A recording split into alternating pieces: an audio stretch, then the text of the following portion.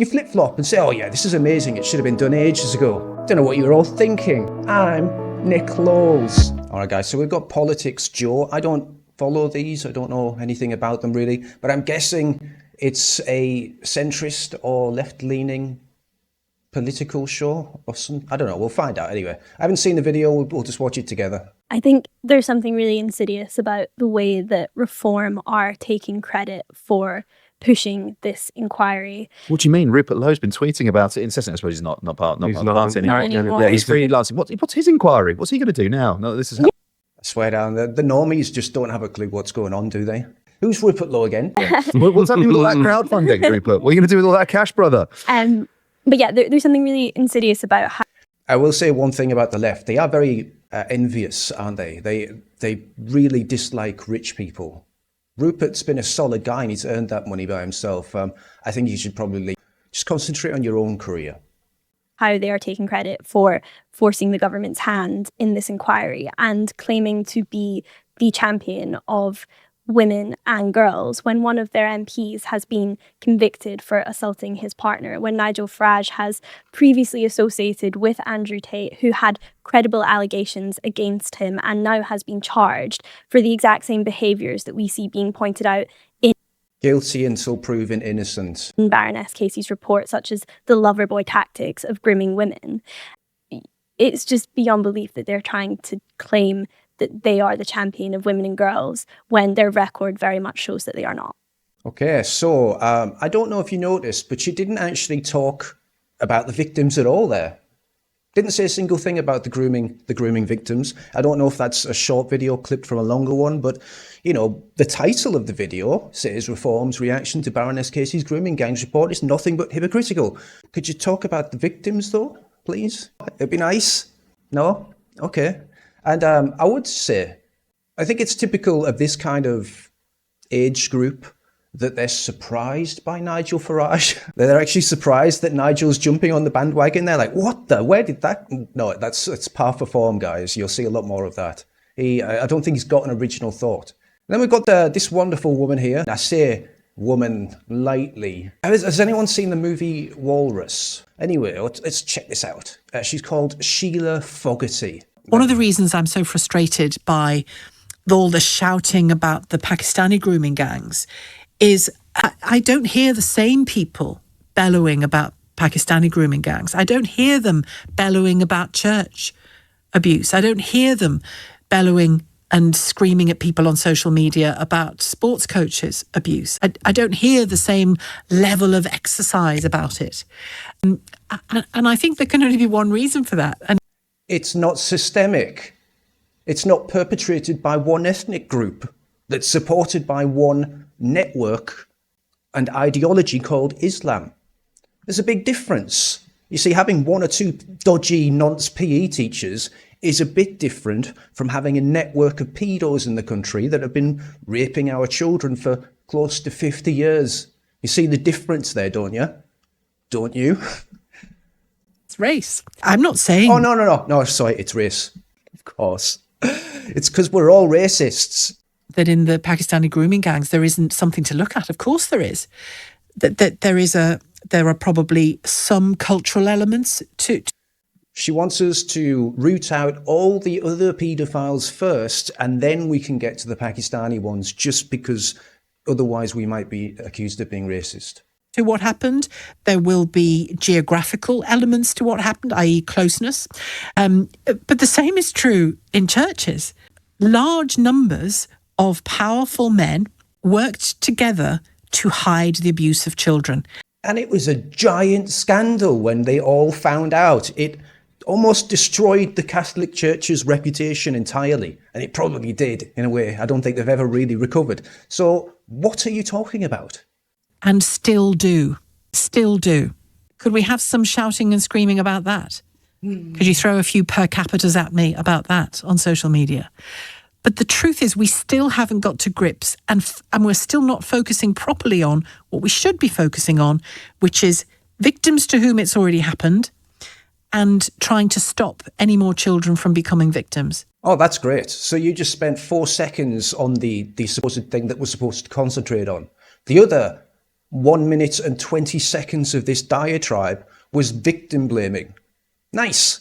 And then we've got Mike Tapp. He's come out with a new promotional video, jumping on said bandwagon. I don't know, like maybe he's been doing this the whole time and he's just been really quiet about it. I'm probably just jumping the gun here. Let's have a listen to his call to the people. We're not a nation to be walked over, and some judgments of the ECHR are abusing it. Article 3 and Article 8 are being misinterpreted, and that needs sorting. We're firm, but we are fair. But if we can't deport foreign paedophiles, something's going wrong. I'm inspired. Do you feel inspired, guys? Let's vote for Mike Tapp.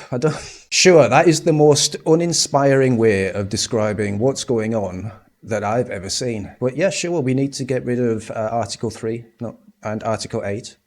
Just get rid of them. We don't need to we don't need to interpret them. We need to just get rid of them. And we need to also leave the ECHR. So how are you enjoying the reaction of the general public so far? Is it as peaceful and relaxing as it is for me, for you? Anyway, at least some people are feeling the pressure, which is good. You know, GB News has released 9 Labour officials who worked behind the scenes to obstruct a national inquiry into the grooming gangs. Again, all of these people are going to be named. We're going to find you. We live on an island. You've got nowhere to go. So yeah, nice that we're getting pressure applied in the right places, even though it is very, very late in the game.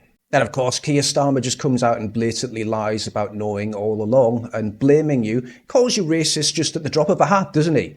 You know, some white children get murdered and we kick up a bit of a fuss and we're racists. The Asian community riots at the same time.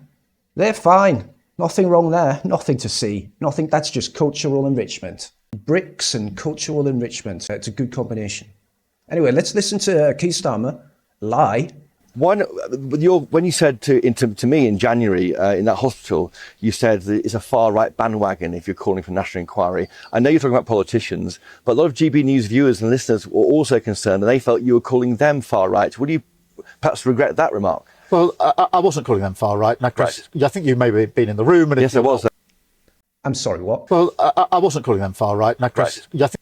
Yes, you were. Here's the evidence. The disorder is intolerable. It is incapable of justification. It's clearly racist. We've got to stop trying to guilt white people and branding all English people as racist. This concept of white privilege is a nonsense to me. Say that to young girls in northern city towns who were raped and abused by gangs of largely Pakistani Muslim men. So I think we need to stop, gaslighting the British people. We've seen Muslim communities targeted, attacks on mosques, other minority communities singled out, Nazi salutes in the street, attacks on the police, wanton violence alongside racist rhetoric. So no, I won't shy away from calling it what it is. Far-right thuggery. You may have been in the room, and yes, I was there. You will have known. I said expressly, politicians, and I mean politicians. No, you didn't. And I was expressly calling out politicians who had been in office and done nothing. Yes. And it was them that I was criticising. It's not a far-right issue, is it? No. And I was certainly wasn't criticising your viewers. No. But I think if you look at what I said, and I know you have done carefully and you'll have listened to it, I was very explicit. Because there's one thing that I find frustrating. It's politicians who had the opportunity in power to do something about it and did absolutely nothing. Now claiming late to the issue. Yes. The thing with Keir Starmer that I can never get used to is that he doesn't just lie. He creates the wildest, most chasm-sized fucking lies you've ever seen. It's a lie that is actually insulting to the point that you're kind of impressed. Because we've all got the evidence, the videos and everything of him saying exactly what he's saying he's not saying. And it just blows the mind. How could he just stand there and lie right to your face? He knows he's got video evidence of him saying the opposite of what he's saying. It just blows my mind how he can do that. It is actually impressive. Oh, and we'll just listen to this. The framing around this as well is even the people that are blowing the whistle, like this Baroness woman, She thinks that this is all just going to be a gift to the racists. Blaming the victims. It's blaming the people that are outraged by this. Blaming the people that have been saying that this has been going on all this time because you still think they're a bunch of racists. It's mental. Let's have a listen. I don't want to colour your opinion. You've got to be utterly responsible with data anyway, but specifically when it's around protected characters. Well, you've got to record it first, don't you? What is it, like 40% of them won't even record in their ethnicities? No. Anyway, that's going back to yesterday. I'm tapping into that anger again. I don't want to do that. Characteristics. Well, and I know this is difficult, and I think it's really important to be precise about this. And I know that the data is imperfect. One of the conclusions of your report is that the data is imperfect and it needs to be much better. But at the centre of this, the politics of this, the political question, which is constantly prosecuted, we've even seen it be prosecuted this morning from Kemi Badenoch, is that there is a particular problem with Pakistani men and group-based child sexual exploitation. Has Kemi Badenoch said that this morning? Well, what I'm saying is that she has been out this morning holding a press conference saying that this has been ignored for political reasons for far too long, and that therefore this is a sort of, it's been part of a cover-up and so on. From what you can see, what does your report say empirically about how accurate that charge is, that there is a particular problem and that this problem is centred around Pakistani men? So I would just urge enormous caution of the opposition leader making political football out of anything, which, sorry, that's quite a tough thing to say. I just wish people wouldn't, because at the heart of it is the victims and then Pakistani heritage communities. The vast majority are law-abiding. So what... No, I just have to preface something quickly, guys. If you are aware of a crime and you choose to do nothing about it, that makes you an accomplice. And it sounds like, from listening to many Pakistanis talk about this, they all knew at least one person within the family or a close friend or something that was involved in this. It was systemic, and that community was involved. There are no innocents here, apart from the kids. Actually, I don't even know that's true. Will you establish the facts? Yes, Prime Minister, I'll establish the facts. The facts are the preceding government did not do a good enough job to collect data to establish ethnicity.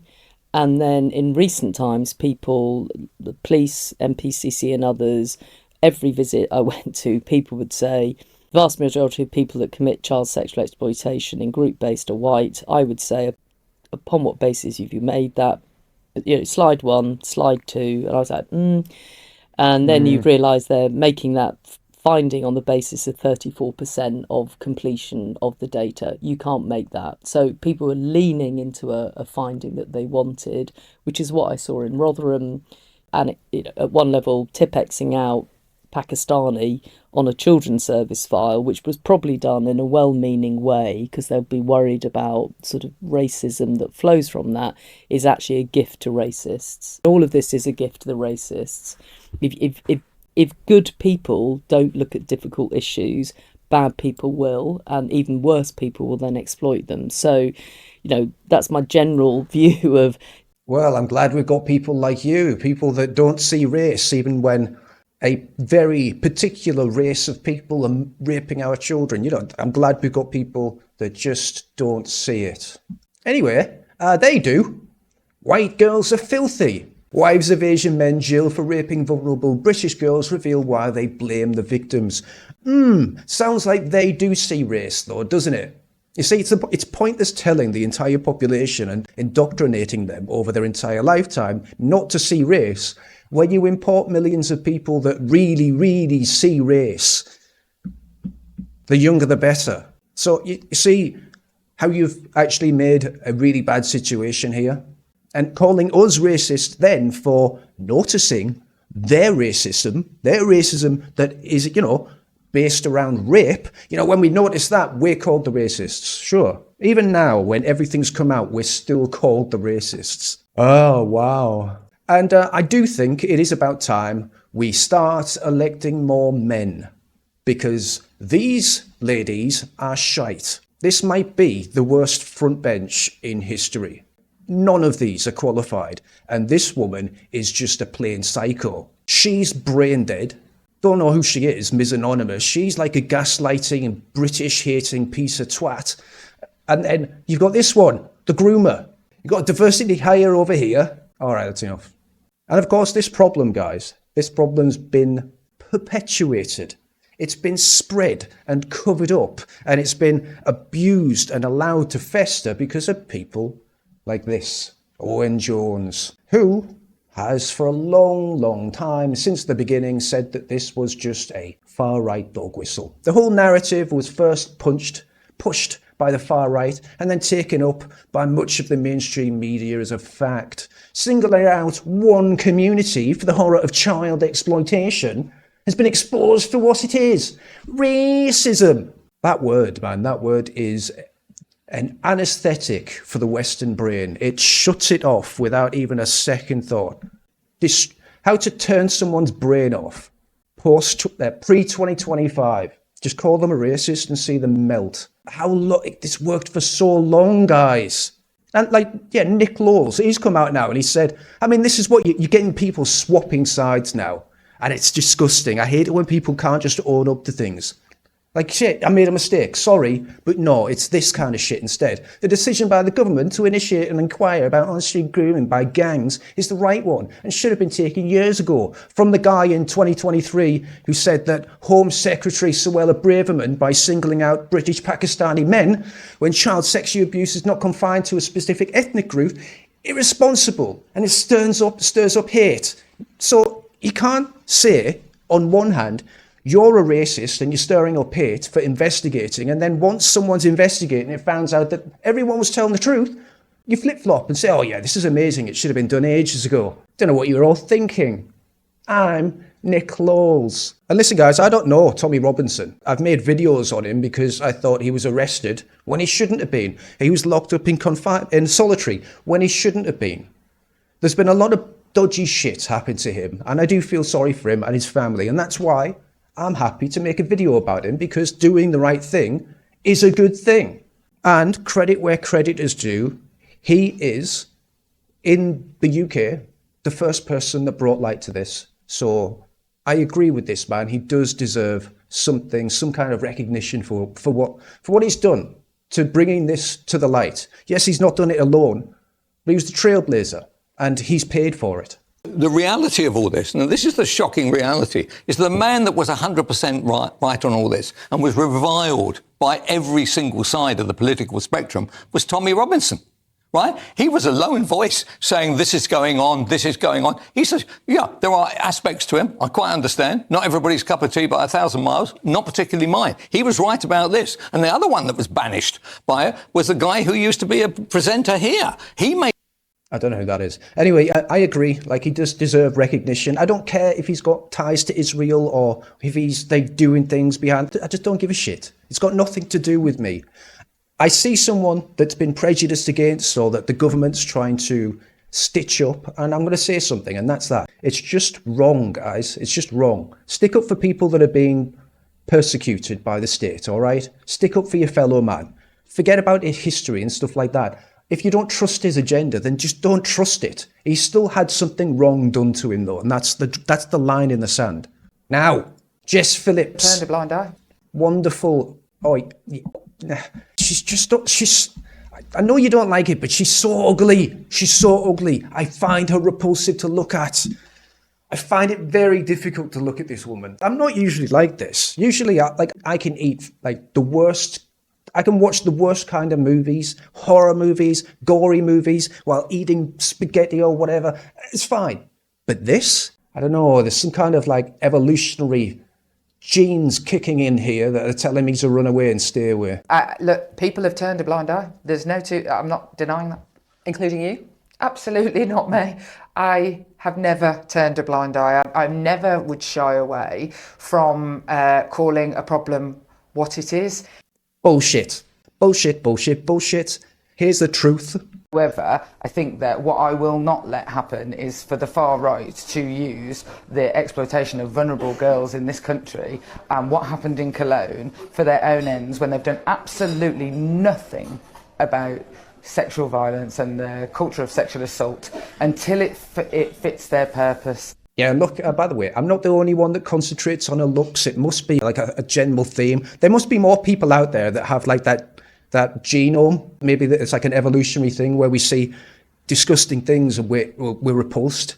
Anyway, Ms. M. Jones says, she wasn't really that attractive to begin with, but this is what happens when you let evil rule your life. There you go, guys, the face of evil, and that's what it does to you. When you lie for a career, when you do the most horrible things, when you let the worst things in the country's history happen, that's what happens to your face. So let that be a lesson to you. You like it? All right, that's it anyway. I just think it's interesting. We're seeing a lot of people switch sides suddenly. We're getting a lot of victim blaming. And this time it's the noticers that are the victims. The victim blaming has switched from the actual victims to the noticers. Now it's the noticers, the racists. They're the new victims. The old victims are still there, quietly being ignored. But not for long, hopefully. So anyway, I hope you guys are enjoying this. It is nice, you know, seeing this talked about. It's a horrible subject to cover, but it's nice seeing it talked about because it's about time. Enjoy the rest of your day, guys. I'll see you later.